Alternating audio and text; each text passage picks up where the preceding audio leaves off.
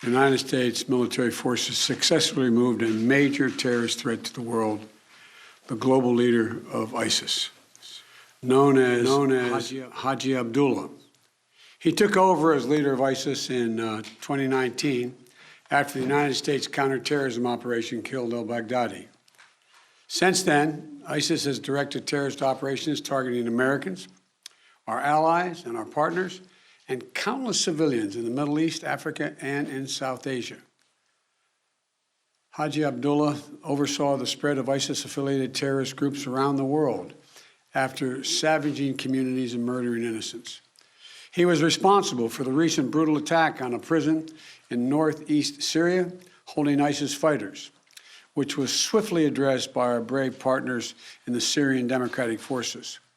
He was the driving force behind the genocide of the Yazidi people in northwestern Iraq in 2014. We all remember the gut-wrenching stories, mass slaughters that wiped out entire villages, thousands of women and young girls sold into slavery, rape used as a weapon of war. And thanks to the bravery of our troops, this horrible terrorist leader is no more. Our forces carried out the operation with their signature preparation and precision, and I directed the Department of Defense to take every precaution possible to minimize civilian casualties. Knowing that this terrorist had chosen to surround himself with families, including children, we made a choice to pursue a special forces raid at a much greater risk than to our own people, rather than targeting him with an airstrike. We made this choice to minimize civilian casualties.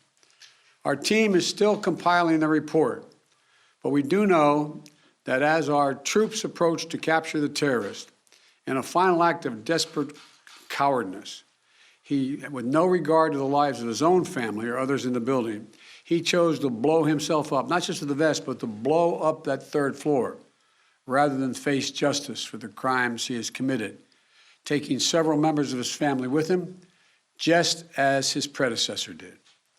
I'm grateful for the immense courage and skill and determination of our U.S. forces, who skillfully executed this incredibly challenging mission. The members of our military are the solid steel backbone of this nation, ready to fly into danger at a moment's notice to keep our country and the American people safe, as well as our allies. And I'm also grateful to the families of our service members. You served right alongside these soldiers and sailors, Marines, Special Forces, the loved ones, giving them the strength and support they need to do what they do. To our service members and their families, we're forever grateful for what you do for us, and we owe you a debt. Thank you. We're also aided by the essential partnership of the Syrian Democratic Forces.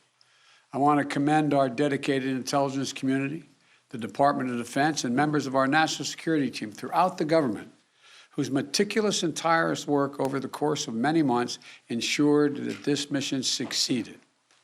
This operation is testament to America's reach and capability to take out terrorist threats no matter where they try to hide anywhere in the world. I'm determined to protect the American people from terrorist threats, and I'll take decisive action to protect this country. And we'll continue working with our close allies and partners, the Syrian Democratic Forces, the Iraqi security forces, including the Kurdish Peshmerga, and more than 80 members of the global coalition to keep pressure on ISIS to protect our homeland. We remain vigilant. We remain prepared. Last night's operation took a major terrorist leader off the battlefield, and it sent a strong message to terrorists around the world. We will come after you and find you. Once again, today, we continue our unceasing effort to keep the American people safe and to strengthen the security of our allies and partners around the world. I want to thank you all, and may God bless you, and may God protect our troops. I'm heading off to New York right now. I'm late, and I thank you for your time. Appreciate it. Mr. President,